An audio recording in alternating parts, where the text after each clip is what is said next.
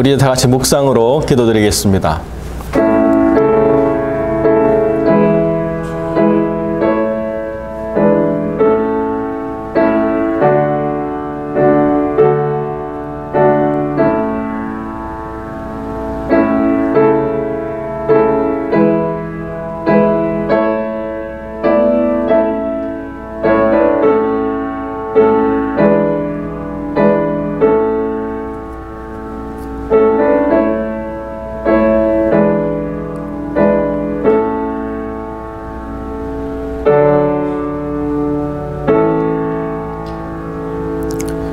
오직 심령으로 새롭게 되어 하나님을 따라 의와 진리의 거룩함으로 지으심을 받은 새 사람을 입으라. 누구든지 그리스도 안에 있으면 새로운 피조물이라. 이전 것은 지나갔으니 보라 새 것이 되었도다. 새 계명을 너희에게 주노니 서로 사랑하라. 내가 너희를 사랑한 것 같이 너희도 서로 사랑하라. 아멘. 우리 함께 신앙 고백드립니다. 전능하사 천지를 만드신 하나님 아버지를 내가 믿사오며 그 외아들 우리 주 예수 그리스도를 믿사오니 이는 성령으로 잉태하사 동정녀 마리아에게 나시고 본디오 빌라도에게 고난을 받으사 십자가에 못 박혀 죽으시고 장사한 지 사흘 만에 죽은 자 가운데서 다시 살아나시며 하늘에 오르사 전능하신 하나님 우편에 앉아 계시다가 저리로서 산자와 죽은 자를 심판하러 오시리라. 성령을 믿사오며 거룩한 공예와 성도가 서로 교통하는 것과 죄를 사하여 주시는 것과 몸이 다시 사는 것과 영원히 사는 것을 믿사옵나이다. 아멘. 우리 함께 기도하겠습니다. 거룩하고 존귀하신 아버지 하나님, 오늘도 우리가 분주한 일상을 뒤로하고 우리의 삶 가운데서 다시 하나님 앞에 나와 그 뜻을 물으며 그 음성을 들으며 또 그 선하신 뜻을 다시 우리 마음 가운데 새기기를 소망함으로 겸비 주님 앞에 머리 숙여 기도하옵나니 주님 우리에게 말씀하시고 우리의 기도 가운데 응답하여 주시며 우리의 삶을 이끌어 인도하여 주옵소서. 참으로 혼란하고 또 힘들고 어지러운 세상 가운데 우리가 있사오니 아버지 하나님, 이 모든 것에 참된 빛이요 참된 능력이요 참된 구원이신 주님만이 우리를 생명으로 이끌어 주실 줄로 믿고 주님께 한 걸음 한 걸음 의지하며 나아가는 삶이 될 수 있도록 역사하시되 우리의 무지함과 연약함으로 인하여 주의 뜻을 분별하지 못할 때도 주님이 강한 팔과 또 크신 힘으로 우리를 선하게 이끌어 인도하여 주시기를 간절히 소망합니다. 또한 아버지 하나님, 더 큰 은혜로 우리를 채워주셔서 우리의 줄이고 목마른 삶에 크신 위로와 소망이 되어주시기를 소망합니다. 거룩하고 존귀하신 아버지 하나님, 처처에 들리는 소식이 참으로 근심이요 어지러움이요 불안이요 염려이지만은 그러나 주를 믿는 우리들 안에 하나님이 주시는 평강으로 말미암아 넉넉히 이것들을 이기며 하나님이 행하실 일들을 기대하고 그 뜻 안에서 온전히 주를 신뢰함 가운데 주의 때를 기다리며 주님의 뜻을 묻고 나아가는 삶이 될 수 있도록 주님 은혜를 베풀어 주시옵소서. 우리 가운데 연약한 모든 심령들을 주님께서 붙잡아 주셔서 코로나로 인해서 어려움을 겪었던 정진희 집사님이 그 이후로 속히 건강을 온전히 회복하고 더욱더 강건해질 수 있도록 하나님 역사하여 주옵시고, 또 우리 최계삼 집사님 아직 힘들고 어려운 시간들을 보내고 있사오니 주님께서 그 모든 것을 치유하시되 아버지 하나님 안에서 어떠한 후유증도 없이 온전히 치유될 수 있도록 하나님 역사하여 주옵소서. 이제 또 귀한 시험을 앞두고 있는 자녀들이 있습니다. 우리 주님 안에서 각자의 형편에 준비한 모든 것들 잘 펼쳐낼 수 있도록 주님 은혜를 베풀어 주시고 바로 그 구하는 것들을 주 안에서 누리고 성취하는 가운데 주를 더 신뢰하며 주님의 사람으로 온전해질 수 있도록 하나님께서 역사하여 주옵소서. 어르신들의 모든 건강과 또 필수 영업장에서 수고하는 모든 종들과 의료계에서 수고하는 여종들의 모든 삶을 주님 붙잡아 주시고 모든 성도들의 가정과 그 모든 삶에 하나님께서 은혜와 은총을 더하여 주시옵소서. 선교의 모든 현장을 붙잡아 주시고 현장에 있는 사역자나 또 현장에서 멀리 떨어져 있는 사역자나 다 하나님 뜻 안에서 때에 따라 하나님 쓰시기 합당한 삶으로 준비되며 또 훈련되며 사용되어질 수 있도록 역사하여 주옵소서. 오늘 귀한 말씀을 듣습니다. 우리 목사님의 말씀을 통하여 삶의 위로를 얻게 하시고 또 지혜를 얻게 하시고 하나님 안에서 더 온전한 삶으로 나아갈 수 있도록 주님의 은혜를 베풀어 주시옵소서. 주님이 함께해 주시길 간절히 소망하며 거룩하신 우리 주 예수 그리스도의 이름으로 기도드립니다. 아멘.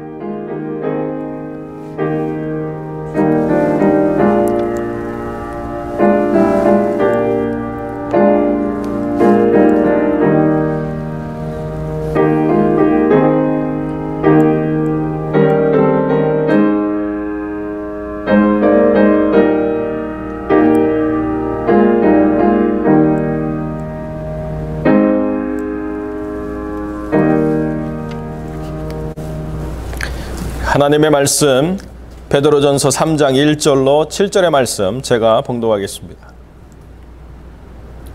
아내된 자들아 이와 같이 자기 남편에게 순복하라. 이는 혹 도를 순종치 않는 자라도 말로 말미암지 않고 그 아내의 행위로 말미암아 구원을 얻게 하려 함이니 너희의 두려워하며 정결한 행위를 봄이라. 너희 단장은 머리를 꾸미고 금을 차고 아름다운 옷을 입는 외모로 하지 말고 오직 마음에 숨은 사람을 온유하고 안정한 심령에 썩어지지 아니할 것으로 하라. 이는 하나님 앞에 값진 것이니라. 전에 하나님께 소망을 두었던 거룩한 부녀들도 이와 같이 자기 남편에게 순복함으로 자기를 단장하였나니 사라가 아브라함을 주라 칭하여 복종한 것 같이 너희가 선을 행하고 아무 두려운 일에도 놀라지 아니함으로 그의 딸이 되었느니라. 남편 된 자들아 이와 같이 지식을 따라 너희 아내와 동거하고 저는 더 연약한 그릇이요 또 생명의 은혜를 유업으로 함께 받을 자로 알아 귀히 여기라. 이는 너희 기도가 막히지 아니하게 하려 함이라. 아멘. 잠깐 기도하겠습니다. 하나님, 이 시간 이 베드로전서 말씀 저희가 잘 상고할 수 있도록 은혜 베풀어 주옵소서. 예수님 이름으로 기도합니다. 아멘. 부부가 무엇일까요? 저는 많은 정의가 있겠지만 저는 부부란 한 몸이라고 생각을 좀 합니다. 성경은 하나님께서 이 자고 있는 아담의 갈비뼈를 취해서 하와를 만들었다라고 말씀을 하고 있습니다. 그리고 이제 그런 하와를 보고 아담은 내 뼈 중에 뼈요 또 살 중에 살이로다라고 이렇게 말을 하고 있습니다. 그렇습니다. 인류 최초의 부부는 사실 한 몸이었습니다. 그리고 그것은 오늘날도 마찬가지입니다. 예수님은 마가복음 10장에서 그 아내를 버려도 좋으냐라고 질문하는 이 바리새인들에게 이렇게 대답을 하셨습니다. 이러므로 사람이 그 부모를 떠나서 그들이 한 몸이 될지니라. 이러한 적 이제 둘이 아니요 한 몸이니 그러므로 하나님이 짝지어 주신 것을 사람이 나누지 못할지니라 라고 말씀하셨습니다. 여기서 예수님은 이제 부부는 이제 한 몸이다 라고 이렇게 말씀을 하고 있습니다. 즉 결혼하기 전에는 그 남녀는 각각의 몸이었지만은 결혼을 하고 난 다음에는 이제 그들은 한 몸이 되었다라고 말씀하시면서 이 하나님이 짝지어 주신 것을 사람이 나눌 수가 없다라고 이렇게 말씀을 하고 있습니다. 그런 면에서 성경은 사실은 이 기본적으로 이혼에 대해서 부정적이라고 이야기를 할 수가 있습니다. 하지만은 이제 그럼에도 불구하고 이 성경은 사실 또 이혼에 대해서도 문은 열어놓고 있습니다. 고린도전서 7장 15절에 보게 되면 바울은 혹 믿지 아니하는 자가 갈리거든 갈리게 하라. 형제나 자매가 이런 일에 구애될 것이 없느니라 라고 말씀을 하고 있습니다. 즉 만일 믿지 않는 이 배우자가 이제 이혼하기를 원한다면 그런 것 때문에 구애받지 말고 이혼하라 라고 이렇게 말씀을 하고 있습니다. 사실 이 신자와 불신자가 함께 사는 것 이건 참으로 어렵습니다. 뭐 저희 가정도 저희 아버지가 처음 예수 믿고 이제 저희 가정이 다 믿었는데 저희 아버님이 이제 예수 믿으시고 저희 어머니는 이제 부산에서 바닷가 용왕을 섬기셨는데 너무 힘드셨는가 봐요. 어머니가 영적으로. 그래갖고 저도 들었습니다만 이혼하자, 이혼까지 하자, 뭐 그런 말도 어머니가 막 내뱉고 그러셨는데 물론 지금은 이제 예수님을 잘 섬깁니다만은 하여튼 이 신자와 불신자가 함께 사는 것이 굉장히 힘들기 때문에 바울은 이렇게까지도 이야기하고 있습니다. 하지만은 바울은 이렇게 이야기합니다. 그러나 하나님은 화평 중에 너희를 부르셨느니라. 아내 된 자여 내가 남편을 구원할런지 어찌할 수 있으며 또 남편 된 자여 내가 아내를 구원할런지 어찌할 수 있으리요. 다시 말하면 바울은 혹이라도 이 불신자인 남편이나 아내를 신자인 남편이나 아내가 구원할 수 있기 때문에 이혼하지 말고 또 함께 사는 것이 더 좋다라고 이렇게 말씀을 하고 있는 겁니다. 하지만은 이제 오늘날 사람들은 이 이혼이라고 하는 것을 너무 쉽게 좀 생각하는 것 같습니다. 사람들은 이 배우자와 조금만 맞지 않아도 좀 이혼을 생각을 좀 하려고 합니다. 물론 이 부부가 살면서 이 부부가 함께 같이 살면서 어떤 이 싸움과 또 어떤 뭐 갈등이 없을 수는 없습니다. 한 어머니 뱃속에서 낳은 이 형제 자매도 그렇게 싸우는데 하물며 남이었던 부부가 함께 아무런 갈등 없이 살아간다고 하는 것은 그것은 사실 불가능하다고 저는 생각을 합니다. 사실 저희 부부도 참 많이 싸웠습니다.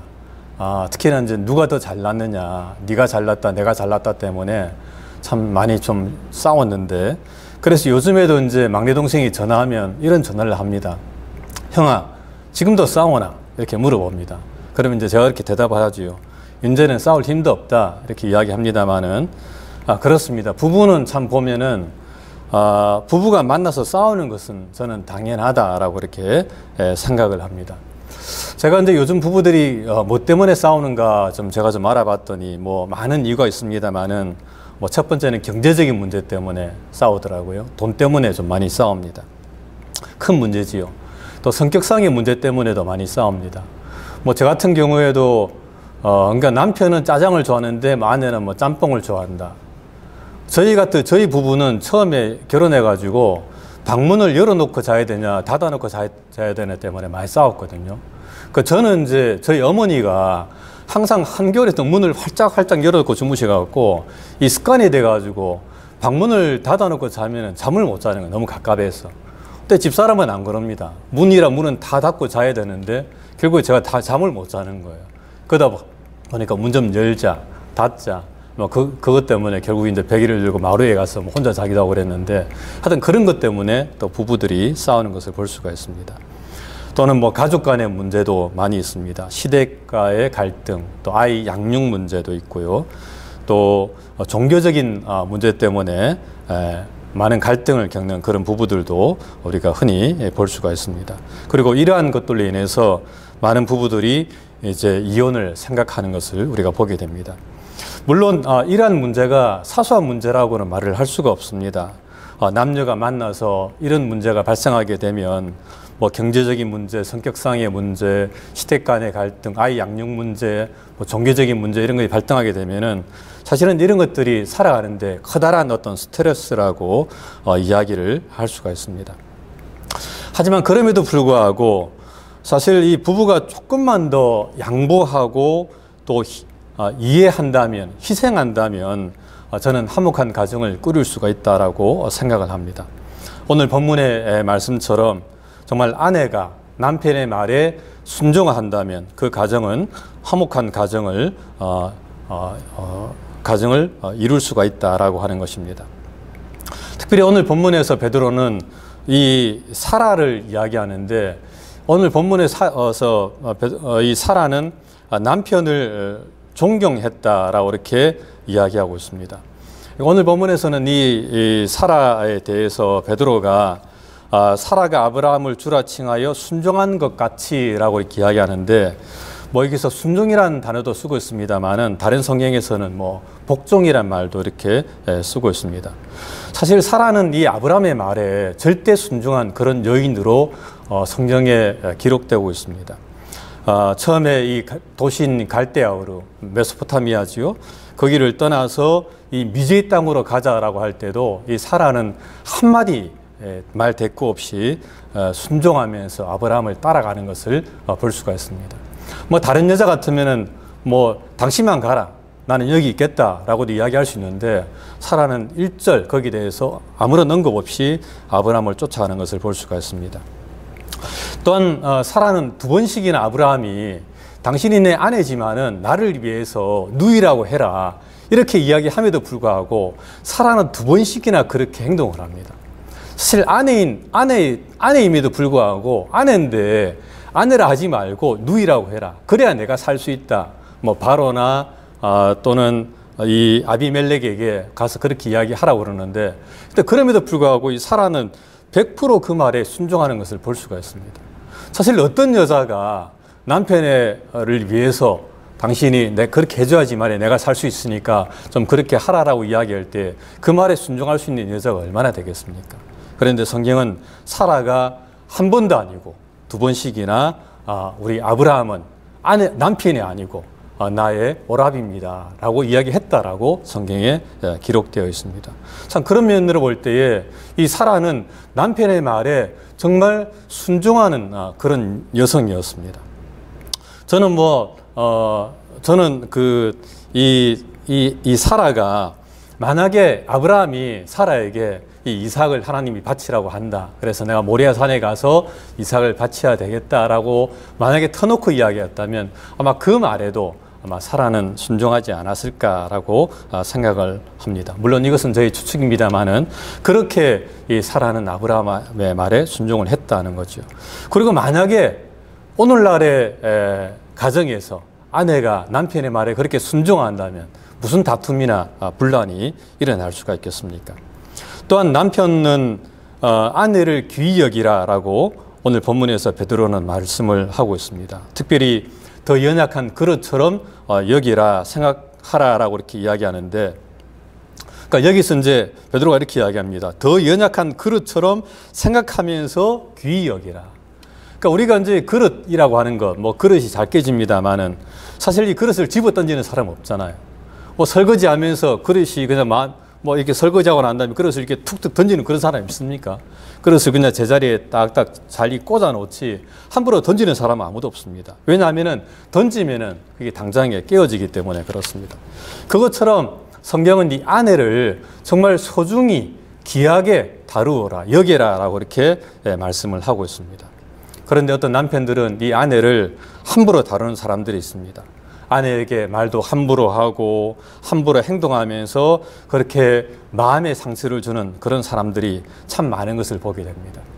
최근에 제가 어떤 댓글을 좀 제가 읽었는데 아내가 이런 하소연을 좀 했더라고요. 그러니까 그 남편과 결혼을 했는데 근데 그 남편이 지금까지 단 한 번도 생활비를 제대로 갖다 준 적이 없다고 그럽니다. 그러면서도 자기가 남편이 필요한 물건들은 그냥 막 사는 거예요. 신혼 초부터 막 카드를 긁어가면서 카드 돌려막기 하면서 자기가 필요한 것들은 그냥 다 사는 겁니다. 아내는 어쨌든 간에 한번 살아보려고 아이들과 자식들과 함께 가정을 꾸려보려고 정말 최선을 다해서 아껴 쓰면서 그렇게 살림을 살아가는데 남편은 그냥 경제관념이 없어요. 필요한 거는 툭툭 사버리고 아내한테 이야기도 안 하고 그냥 사버리고 그런 가운데 아내가 너무 마음에 상처를 많이 받고 스트레스를 받아가지고 이런 생활이 너무 지긋지긋해서 내가 좀 이혼을 해야 되겠다라고 하는 그런 댓글을 올린 것을 제가 좀 보았습니다. 저는 그거를 보면서 이 남편들이 왜 저런 짓을 할까 좀 생각을 해봤는데 오히려 그렇게 행동하는 남편들이 참 많이 있습니다. 그러니까 남편들이 자기 생각만 하는 거예요. 아내를 생각하고 와이프가 어떻게 생각할까를 좀 생각하면서 행동을 하고 말을 하면 좋은데 그냥 아무런 생각 없이 말을 툭 내뱉고 아무런 생각 없이 행동을 하고 난 다음에 나머지 뒷수습은 아내가 하는 것들을 우리가 참 많이 볼 수가 있다라고 하는 겁니다. 남편들이 잘 몰라요. 남편들이 아내도 남자처럼 그렇게 그냥 어떻게 보면 좀 강하고 뭐 뒤끝이 없고 그런 사람 거로 알고 있는데 전혀 그렇지 않습니다. 성경은 더 연약한 그릇이다 라고 이렇게 이야기하면서 소중히 다루고 또 귀히 여겨야 된다라고 말씀을 하고 있는 겁니다. 그렇습니다. 남편들이 아내를 함부로 다루게 되면 그 가정이 금방 깨어지게 된다라고 하는 겁니다. 마치 그릇을 그냥 집어 던지면 깨어지는 것처럼 아내를 함부로 다루게 되면 그 가정이 온전할 수가 없다라고 하는 것이지요. 그러므로 남편들은 이 아내를 더 귀한 그릇으로, 더 연약한 그릇으로 알고 그 아내를 소중히 다뤄야 된다라고 하는 것입니다. 말씀을 맺겠습니다. 요즘에는 이혼이 좀 증가 추세에 있고 또 다양한 이혼이 있다고 그럽니다. 뭐 합의 이혼이 있고요.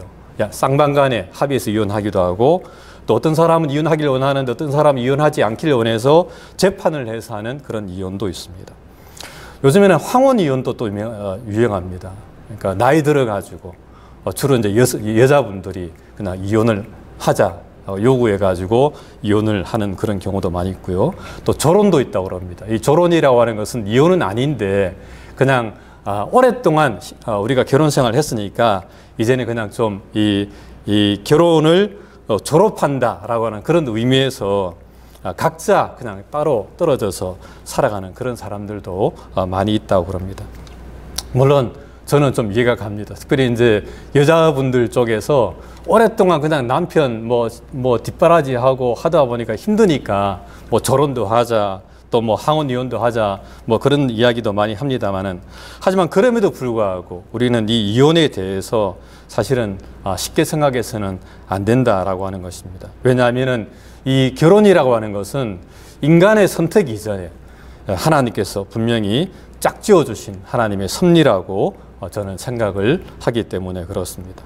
하나님께서 짝지어 주신 것을 사람이 나누지 못할지니라 라고 성경은 말씀을 하고 있는데, 이 말씀을 통해서 비록 남녀가 각자가 자기의 배필을 선택했지만 그 선택 가운데는 분명히 하나님의 섭리가 함께 있음을 우리가 늘 기억하면서 정말 일평생 우리가 배우자를 서로 존중하고 그렇게 아끼면서 이 땅에서 복된 그런 삶을 살아가는 저와 여러분들의 삶이 되시기를 주님의 이름으로 간절히 부탁을 드립니다.